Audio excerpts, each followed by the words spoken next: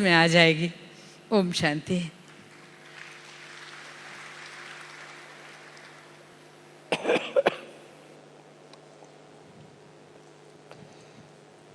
ओम शांति। ओम शांति। ओम शांति।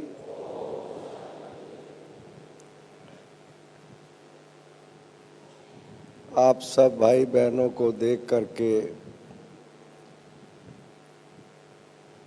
बहुत बहुत अच्छा लग रहा है। वैसे तो आप सब जानते हैं कि जब से ये सीज़न शुरू हुआ है, विशेष भाई बहनों के लिए भट्टियाँ रखी गई हैं। टीचर्स के भी 3 ग्रुप आए थे। हर ग्रुप की अपनी विशेषता है। ख़ास हमारी मुन्नी बहन ने जब आपके लिए प्रोग्राम बनाया तब हम लोग वहीं पर थे। बहुत ही अच्छा लगा कि ख़ास ये लकी चांस, डायमंड चांस युगलों को मिल रहा है। युगलों को मिल रहा है ये चांस। बहुत अच्छा लगा क्योंकि हम उन दिनों में बाबा के पास आए जिन दिनों में बाबा के पास जो बच्चे आते थे, बाबा को अपना बनाते थे, बाबा के बनते थे, उनकी संख्या बहुत कम हुआ करती थी, बहुत कम। जो गायन है कोटों में को, वो वास्तव में उन दिनों का गायन। कुमार और कुमारियों का आना, मगर ख़ास युगलों का आना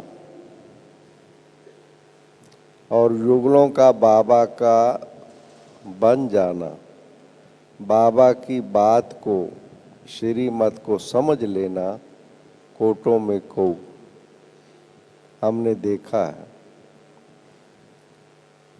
वो दिन हमने देखे हैं जो ख़ास, जो मूल बात जिसे आज भी दादी जी अभी सुना रही थी, जो हमारी मूल धारणा है, उसके लिए ख़ास युगलों में बहनों ने भी और भाइयों ने भी इस यज्ञ की फाउंडेशन को बहुत मजबूत किया है।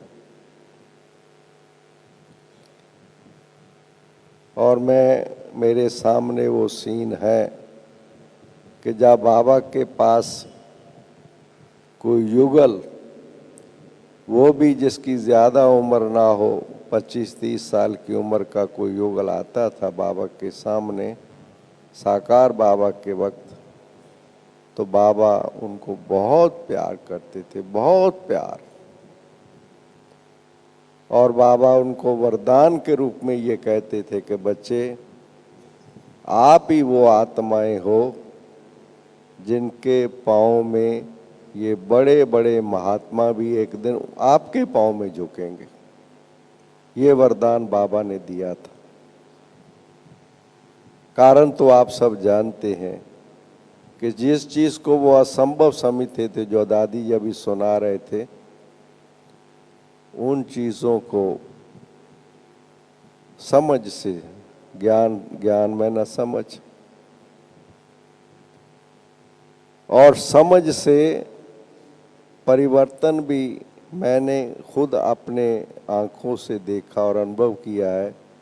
कई भाई बहनों का परिवर्तन या दृढ़ संकल्प आते ही हो गया, आते ही हो गया। उन दिनों में जो ज्ञान दिया जाता था या समझाया जाता था, उसमें भी विशेषता होती थी। जैसे आप सब जानते हैं कि ब्रह्मा विष्णु शंकर 3 देवताएं हैं,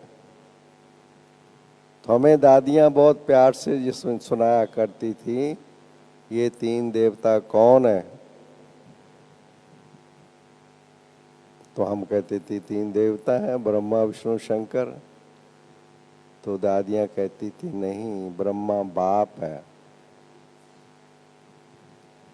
जिसने ब्रह्मा के मुख द्वारा ज्ञान सुना, बाप का बना, प्योरिटी उसको जन्म सिद्ध अधिकार है।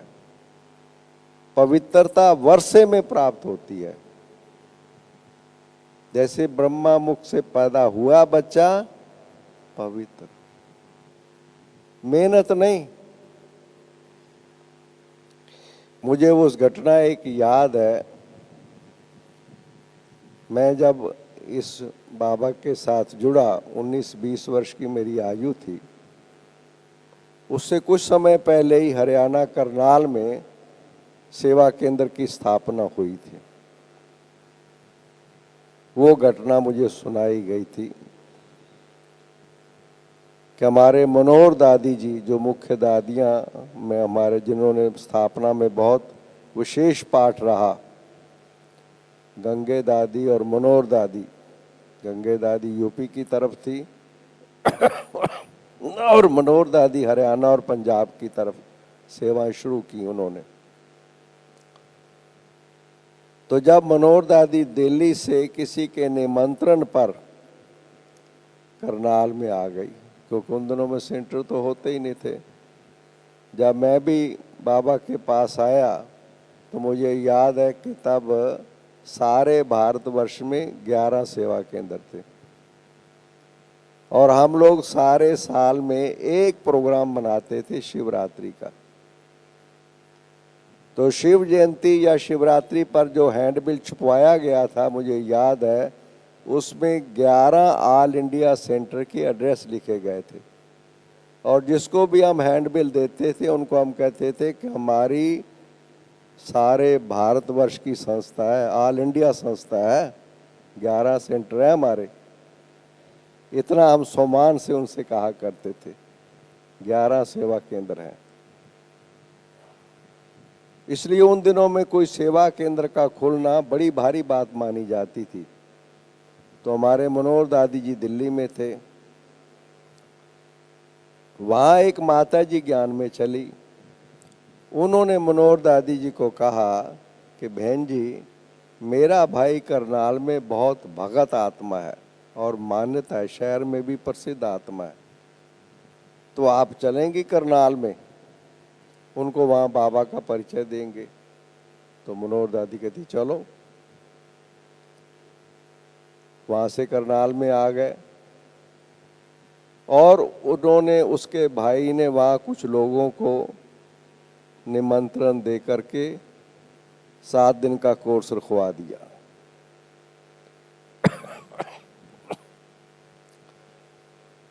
अब देखिए आप, मैं जो बात आपको बताना चाहता हूँ, 7 दिन का कोर्स जो लेसन्स है मनोहर दादी ने दिए और उसके बाद उन्होंने कहा, जो 8-10 भाई बहनें आ रहे थे, कि अच्छा भी आज मैं आपसे छुट्टी लेती हूँ क्योंकि मुझे तो वापस अब दिल्ली जाना है। मैं तो यहाँ पर निमंत्रण पर आई हूँ, सेंटर तो था ही नहीं। तब वो जो भाई बहनें थे उन्होंने कहा कि बहन जी आप चले जाओगे, हमें जो आपने ये ज्ञान सुनाया है तो हमें कौन सुनाएगा। तब मनोहर दादी ने क्या कहा, अच्छा सुनाओ, मैंने क्या सुनाया है आपको। जैसे दादी जी अभी हाथ खड़े करवा रहे थे, मैंने क्या सुनाया है आपको। तो उनसे रिपीट करवाने लगी ज्ञान। किसी ने कहा जी आपने सुनाया कि निराकार परमात्मा ज्योति स्वरूप है, शिव बाबा उनका नाम है। किसी ने कुछ सुनाया। एक ने कहा बहन जी आपने सुनाया है कि पहले सतयुग था, अब कलयुग है, सतयुग आने वाला है। कहती अच्छा, फिर मैंने और क्या सुनाया है। कहती आपने कहा है कि सतयुग में देवता पवित्र थे और फिर पवित्र बनना है। कहती अच्छा, उनको दृष्टि देने लगी और उनको युगल, उनके 2 छोटे छोटे बच्चे थे, 25 साल की उम्र थी, राजकुमार और राजकुमारी, जो वहाँ के बाद में बहुत निमित्त बने। तो उन्होंने कहा फिर और क्या कहा है कि ये पवित्र बनना है। अच्छा, तो फिर आपने क्या सोचा है? तो राजकुमार और राजकुमारी ने कहा हमने रात ही फैसला किया है, अब हम पवित्र रहेंगे। जब उन्होंने ये कहा तो मनोहर दादी ने पता क्या जवाब दिया? मनोहर दादी ने कहा अब मुझे यहां रहना होगा। एक भी अगर पवित्र युगल बनता है, संकल्प लेता है, अब मैं यहां रहूंगी। और उस युगल ने और बाकी सब ने मिलकर के फिर सारा प्रबंध किया और सेंटर की स्थापना हो गई। मेरा भाव ये कहने का था कि कितना दिन लगे उनको इस धारणा को जीवन में अपनाने में, कितने दिन लगे। जब बाबा की बात समझ में आ गई, धारणा हो गई। इसलिए कई भाई बहने हमारे से पूछते हैं अपना उन दिनों का अनुभव सुनाओ। सॉरी, कई भाई बहने ऐसे भी समझते हैं कि आपने तो डायरेक्ट पालना ली है मम्मा बाबा की, वो दिन कितने अच्छे थे। मैं उनको कहता हूं कि नहीं, वो दिन तो बहुत अच्छे थे, पर ये दिन भी बहुत अच्छे हैं। उन दिनों में जो स्टेज हुआ करती थी, आज वो स्टेज त्याग की नहीं है। आज जिस ढंग से आप सब यहाँ आते हैं, जो फैसिलिटी आपको मिलती है, जिस ढंग से आपका यहाँ पर सम्मान होता है और सब साधन मिलते हैं, उन दिनों में नहीं हुआ करते थे। जब मैं पहली बार बाबा के पास मिलने के लिए आया था, जस्ट जैसे कोई अपने एक लौकिक फार्म हाउस में जाता है, छोटा सा बंगला, पांडव भवन जिन्होंने देखा है उसका भी अंदर का portion, history hall, meditation hall, kitchen, जो टेलीफोन एक्सचेंज है वो किचन हुआ करता था छोटा सा। बहुत छोटी फैमिली। बाबा भी क्लास कहाँ कराते थे, वो आप अंदर जाओ, अगर पांडव भवन देखा और देखने जाओ तो उनसे किससे पूछना कि जहाँ बाबा मुरली चलाया करते थे वो हाल दिखाओ हमें। जो अंदर का पोर्शन है, सामने सामने जो आप प्रवेश करते हो, उसके अंदर आप जाएंगे, एक छोटा सा हाल है, छोटा सा। वहां बाबा मुरली चलाते थे, मामा बाबा। जब मैं पहली बार गया था, मधुबन निवासी सहित हम लोग मुरली में 35 भाई बहने थे, 35। और मुरली हाथ से लिखी जाती थी। और जब मुरली हम लिखते थे, जिसका हिंदी अच्छी होती थी उनको कहते थे आप लिख दो, वो फिर लिथो होती थी, वो कापियां जाती थी बाहर सेवा केंद्रों पर। तो जब मुरली हम लिखते थे तो हम नीचे अपना नाम लिख के याद प्यार अपनी भेज देते थे, और नीचे ये लिखते थे कि मधुबन का सीजन फुल चल रहा है। 35 भाई बहने आप देखिए, क्योंकि पार्टी में कितने आते थे, 35 जब टोटल होंगे तो पार्टी की में आने वालों की संख्या कितनी होगी? 2 या 4, 2 या 4, 5, 6, बस इतने से ज्यादा नहीं पार्टियों में आते थे। कारण क्या था कि जो हमारी दादियां जिन्होंने बाबा के साथ रही 14 साल तक, उसके बाद भी, तो दादियों को बाबा से, मामा से बहुत प्यार था। वो तो बाबा के कहने पर, श्रीमत के अनुसार बाबा ने सबको भेजा। मगर विद दिस कंडीशन बाबा ने भेजा कि आप बच्चे वापस तब आना, पंडा बन के आना, किसी ना किसी को साथ लेके आना।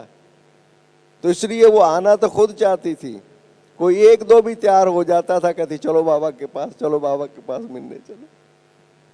तो 2-2 को लेकर के, 3-3 को लेकर के बहनें पहुंच जाती थी बाबा के पास। इसलिए वो रूप जो था बहुत छोटा। इवन जो पांडव भवन है, उसका जो बाहर का गेट अभी ओम शांति भवन की तरफ है, वो गेट हम कभी यूज़ नहीं करते थे। नक्की लेक पर हम घूमने कभी नहीं जाते थे अपने आप।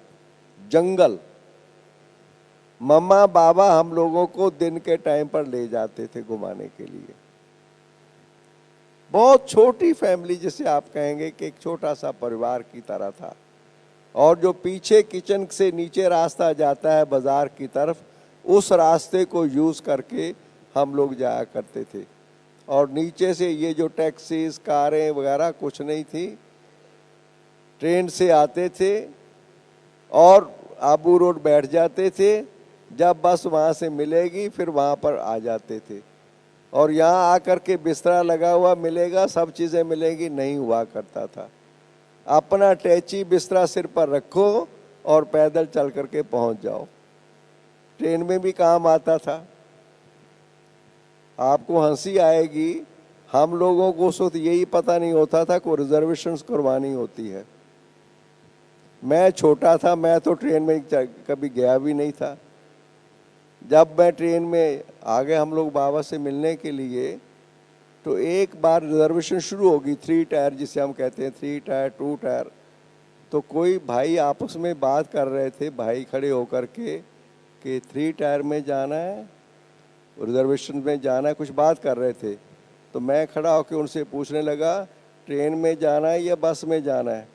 वो कहते ट्रेन में। मैं कहा टायर की क्या बात कर रहे हो? हमें यही पता नहीं था कि ये 3 टायर जो होता है ये रेलवे का होता है। मैंने कहा ये जाना ट्रेन में और बसों की बात क्यों कर रहे हो? दूसरी बात हम आपको सुनाएं।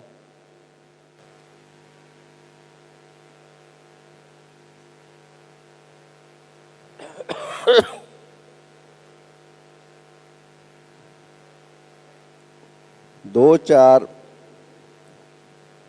उन दिनों के जो विशेषता है वो मैं आप सबसे शेयर करना चाहूँगा। जो आज भी मैंने देखा है कि हमारी जो क्लासेस आप लोगों की चली हैं, कुछ बहनों ने बहुत ज़्यादा इस बात की ओर तरफ जोर दिया है कि जो चीज़ हम सुन रहे हैं, समझ रहे हैं, जो चीज़ हम सुन रहे हैं, समझ रहे हैं, उनके स्वरूप बनाने में फ़र्क नज़र आता है। इसलिए नंबरवार हम कहते हैं, पुरुषार्थ अनुसार कहते हैं। उन दिनों में मैंने देखा, जो मेरा अनुभव था, कि उन दिनों में ये नंबरवार पुरुषार्थ अनुसार की बात नहीं होती थी। ये सच्चाई है। जो भाई बहनें भी बाबा के उस समय पर बाबा के पास आए, उनमें एक विशेषता सब में जो नज़र आती थी कि जिसे आज हम पढ़ते हैं या सुनते हैं या बोलते हैं, जो बाबा कहता है मीठे मीठे सिक्की लदे बच्चे, उस समय हर एक को अंदर ये महसूसता होती थी, अंदर अपनेपन की, कि हम वही हैं। और उसका स्वरूप क्या नज़र आता था कि जो भी भाई बहनें उस समय आए बाबा के पास उन दिनों में, वो जैसे कि बाबा के कार्य में समर्पित रूप में हो गए। बेशक अपने परिवार में रहते थे, उनको और कुछ नज़र नहीं आता था। इसलिए उन दिनों में आपने सुना होगा कि ये आवाज़ फैल गया था कि ब्रह्मा कुमारी के पास कोई ना जाए, जादू लग जाता है। कारण क्या होता था कि क्योंकि ये बात समझ में जब आ गई कि फिर से सतयुग आने वाला है, मैं वही आत्मा हूँ, बाबा आ गया है, तो हम सब कुछ, भले परिवार में भी रहते थे भाई बहनें, मगर फर्स्ट प्रायोरिटी सबकी ये होती थी बाबा और बाबा का कार्य और धारणा, व्यक्तिगत जीवन में संपूर्ण धारणा। मुझे याद है कि उन दिनों धारणा की स्टेज का मैं आपको एक मिसाल बताता हूँ कि 3-4 दिन हुए होंगे तो मेरी बहन जी ने कहा कि आप योग सीखते हो, अन्न का मन पर असर होता है, आपने बाहर की बनी हुई चीज़, चाय वगैरह, दफ्तर में मैं काम करता था, तो आपने ये चीज़ बाहर की नहीं लेनी है। मैंने उनको क्या जवाब दिया था मुझे याद है कि बहन जी, आपने ये बात मुझे 3 दिन बाद क्यों बताई है, पहले दिन क्यों नहीं बताई, पहले दिन क्यों नहीं बताई। जो बात सुननी है उस रूप में लानी ही है, 100%। जो बात सुनी हमने, मुरली आपने समय पर आना है, अच्छा समय पर आना।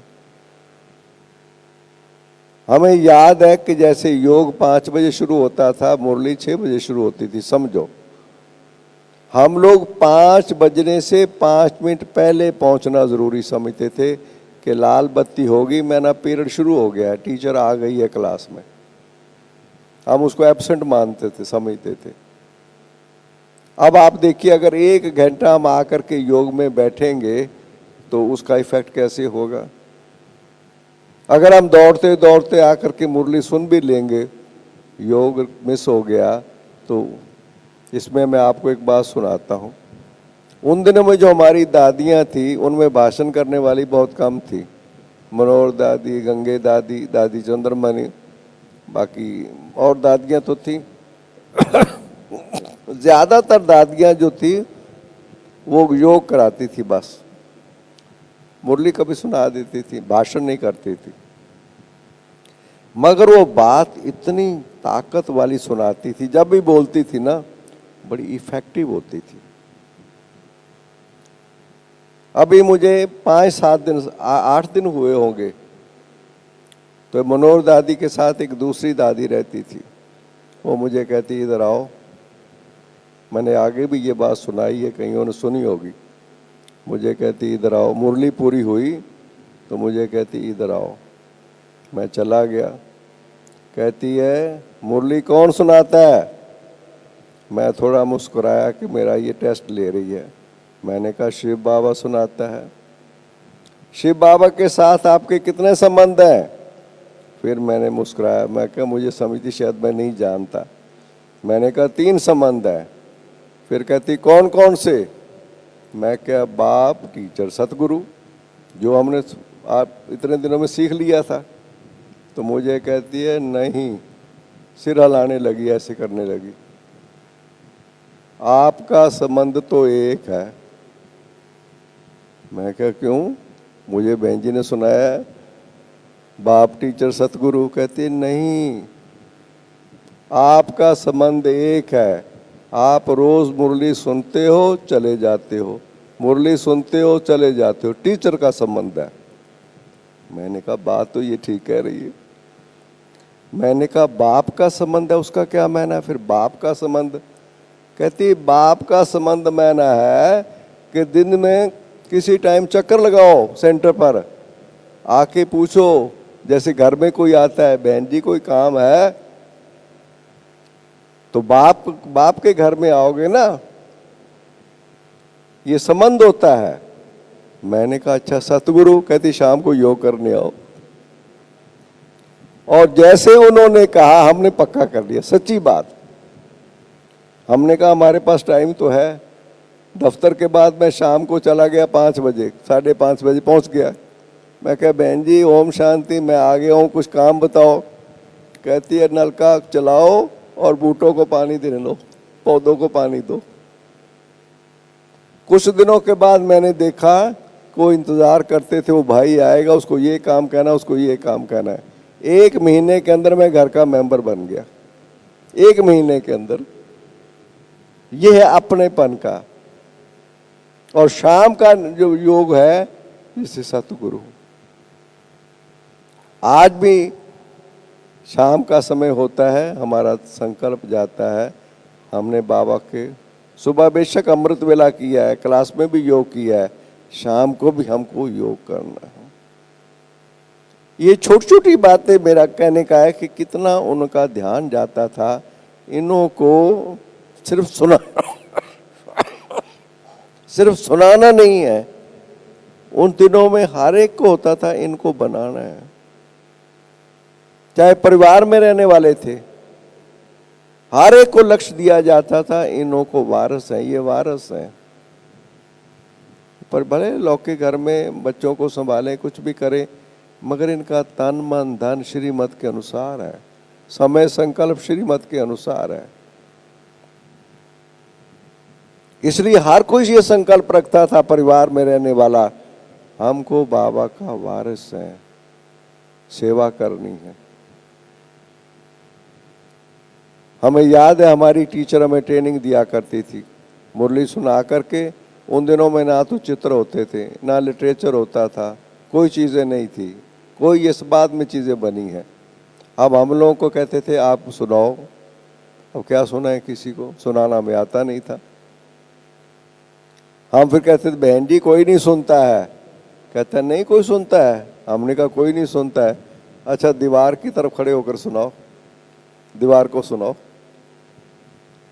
चाहते वो ये थे कि हम सीख जाएं, बोलना सीख जाएं और लोगों को ज्ञान सुनाएं, बाबा की बात सुनाएं। हर एक भाई बहन जो क्लास में जो आता था, जैसे कि उसको ट्रेनिंग ये दी जाती थी कि नहीं आप भी बाबा का 100% वारिस हो। उन दिनों में मैंने ये देखा, मधुबन जब आते थे मम्मा बाबा के पास, जैसे ऐसे हमें बाबा को जैसे देखा, बाबा की दृष्टि पड़ी, अंदर थॉट्स चेंज हो जाते थे, एकदम चेंज हो जाते थे। जिसे हम आज कहते हैं कि मैंने कहा ना सिक्की लदे, बच्चे अंग्रेजी वाले बड़ा अच्छा इसका ट्रांसलेशन करते हैं, long lost and now found, अंग्रेजी में ये कहते हैं सिक्की लदे। इतने समय से बिछड़ गए थे वो फिर बाबा के मिले आकर के, ये फिर ऐसे सामने आते थे हमें, जैसे हम बाबा के पास सामने आते थे, मम्मा के या दादियों के पास सामने आते थे, जैसे ये अंदर लगता था कि ये अपनेपन की फीलिंग, अपनेपन की, ये वही है, हम भी वही हैं, ये भी वही है। इसलिए अंदर वो जो स्टेज थी हमारे परिवर्तन की, जिसे हम कहते हैं परिवर्तन, बस अंदर अंदर ये समझ, जैसे ज्ञान अंदर आ गया ना, समझ आ गई। बेसिक चीज क्या है, समझ अंदर है, रियलाइजेशन है अंदर में कि मैं कौन हूं, वही तो हूं मैं, वही आत्मा हो जो सतयुग में आया था। ज्ञान तो वही है ना, सब वही सुन रहे हैं ना, वही जो हमने सुना है वही आप सब सुन रहे हैं, सब वही चीज, बहनें वही सुना रही हैं। मगर ज्ञान सुनने के बाद अंदर अंदर क्या थॉट्स क्या चलते हैं, भले हम परिवार में रहें, व्यवहार में रहें, दफ्तर में रहें, कारोबार में रहें, कहीं भी रहें, मगर सवाल ये है कि हमारे थॉट्स अंदर क्या हैं, हमारे अंदर अंदर क्या चीज है। तो उन दिनों में मैंने देखा कि और दूसरी ये बात मैंने देखा, केवल ज्ञान नहीं, ज्ञान के साथ कर्म जो है ये भाग्य बनाता है। ज्ञान तो है, पर ज्ञान के बाद कर्म जो है ये बहुत श्रेष्ठ भाग्य बनाता है। हम लोग जो है बेशक रहते थे परिवार में या व्यवहार में रहते थे, मगर हम लोगों का अंदर में जैसे यही कुछ करना और कुछ नहीं। और मैंने देखा जो बाबा की और दादियों की पर्सनैलिटी में, आज भी आपने देखा गुलजार दादी आके बैठे थे, देखो किस सारा माहौल कैसे बदल गया था सारा, उनके अंदर सारे वाइब्रेशन को बदलने की शक्ति, सारा माहौल बदल देते ये आत्माएं। बाबा को जब साकार में थे, एक छोटी सी आपको बात मैं सुनाऊं घटना। जब मैं पहली बार आया हूं, छोटा सा, मेरी 19-20 साल की उम्र है, 6 मास का मैं वहाँ पर सेवा केंद्र में 6 मास था, मैं आया था यहाँ पर। एक दिन नाश्ते के बाद मैं बाहर खड़ा हुआ था, ऐसे जस्ट कंपाउंड में, पांडव भवन में बाहर बाबा आ गए। बाबा ने मुझे बुलाया, इशारे से मेरा हाथ पकड़ा, हाथ पकड़ के मुझे क्या कहा, देखिए, शब्दों को देखिए। आओ बच्चे, आपको बाबा आज सारा घर दिखाता है। मैं अंदर आश्चर्यचकित कि बाबा बाबा मेरी आयु क्या है, और मैं 6 मास का और पहली बार आया हूँ, और बाबा हर कमरे में, छोटा सा घर था, और बाबा मुझे जाके कहता है ये स्टोर है बच्चे, यहाँ कपड़ा रखा हुआ है, यहाँ राशन रखा हुआ है, यहाँ कुछ और आ जाते हैं तो उनके लिए एक्स्ट्रा प्रबंध रखा हुआ है। सारा घर दिखाया बाबा ने। बाद में मुझे थॉट आया, बाबा ये मुझे क्या भाव क्या था, बाबा ये फीलिंग दे रहा था कि ये आपका अपना घर है, ये आपका अपना घर है। ये जो फीलिंग है कि आप, जैसे मैं कह रहा हूं आप मेरे बच्चे हो, मैं ना आप बच्चे हो, मैं बाप हूं, ये आपका घर है, ये आपका कार्य है। इसलिए वो जो बाबा की वाइब्रेशन आत्माओं को सुख मिलता था, वो जीवन को समर्पित कर देता था। हमें ऐसे लगता ही नहीं था। मम्मा बाबा को देखते थे, हम लोग को ऐसे लगता था यही हमारे सब कुछ है, बस लौकिक भूल गया, सब कुछ भूल गया। दैहिक संबंध जैसे अंदर में है ही नहीं, है ही नहीं। मुझे याद है 65 में जब वहाँ करनाल में टेलीग्राम आया, मातेश्वरी जी ने ये पुराना शरीर त्यागा। टेलीग्राम गई, उन दिनों टेलीफोन भी नहीं होते थे, टेलीग्राम गई, सुबह सुबह पहुंची 7 बजे, क्लास के बाद टेलीग्राम मिली। मनोहर दादी ने कहा मैं तो जाऊंगी अभी, आपका क्या प्रोग्राम है? मैं कहा मैं भी जाऊंगा। और मैं, आप देखिए, मैं जॉब करता था, मैं अपने ऑफिसर के घर में चला गया इमीडिएटली, और जाके उसको क्या कहा, उसको जाके कहा कि मेरी मदर का ऐसे शरीर छोड़ दिया। वो कहते जाओ जाओ जाओ, जल्दी जाओ जाओ।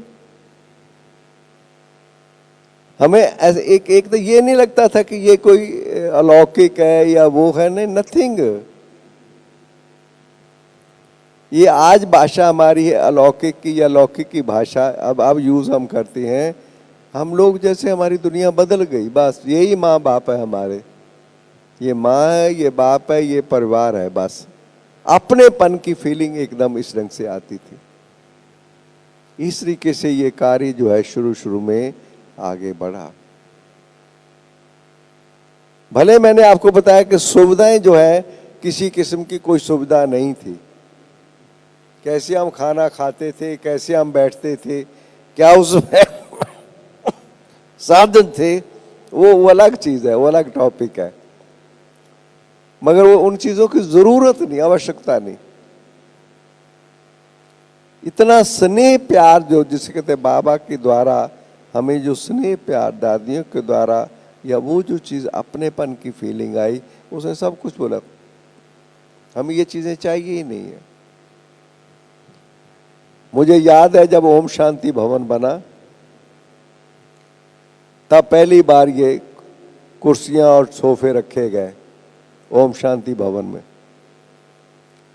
तब मीडिया वाले लोगों ने दादी प्रकाश मणि जी को क्वेश्चन किया था, हम लोग वहीं थे, प्रेस के लोगों ने, कि दादी आप तो योगी लोग हैं, ये सोफा वगैरह की क्या ज़रूरत है, आप तो ज़मीन पर बैठने वाले हैं, और पहले बैठते ही ज़मीन पर थे, हिस्ट्री हॉल में कोई कुर्सी नहीं होती थी। तो दादी ने क्या जवाब दिया था? दादी ने कहा था हम लोगों को नहीं चाहिए, पर आप लोगों के लिए सोफा रखा हुआ। ये जो फैसिलिटी है वास्तव में ये आप लोगों के लिए है। आज ये साधन है, बसेज हैं, गाड़ियां हैं, मोटरें हैं, टैक्सियां हैं, सब चीजें हैं, समय अनुसार इसकी चलो जरूरत है, उन दिनों में नहीं होती थी। कुछ दिन पहले टीचर्स की क्लास में मैंने सुनाया था, नई नई बहनें थी, मैंने उनको सुनाया था हम तो अपना सामान और बिस्तरा अटैची लेकर के बाबा के पास जब जाते थे, बस से सामान उठाया, सिर पर रखा और पैदल चल करके पांडव वन पहुंचते थे।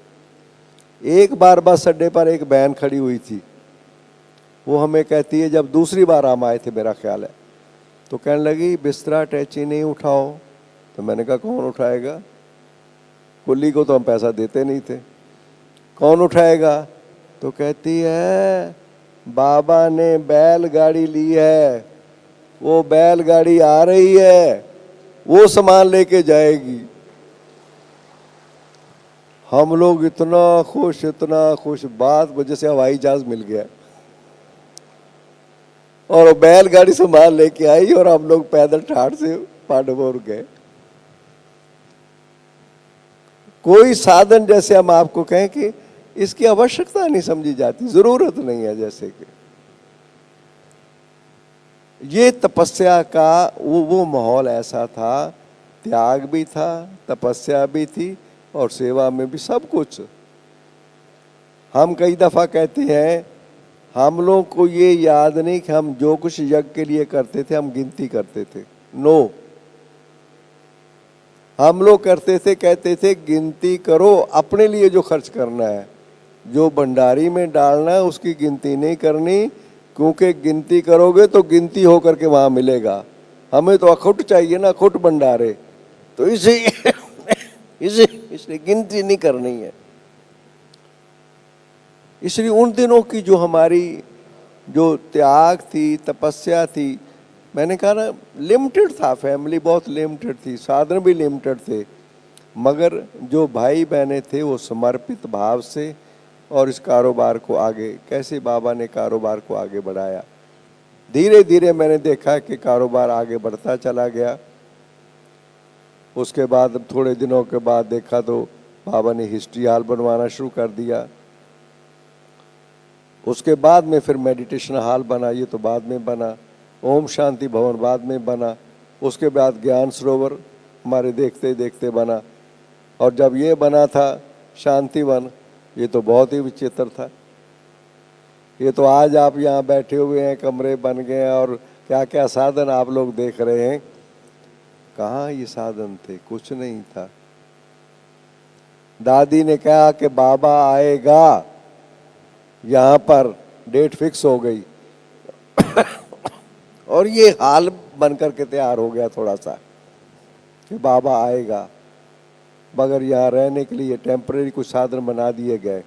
और यहाँ पर रेता थी और उसके ऊपर दरिया बिछा करके, हमें याद है कि हम लोग रहे थे।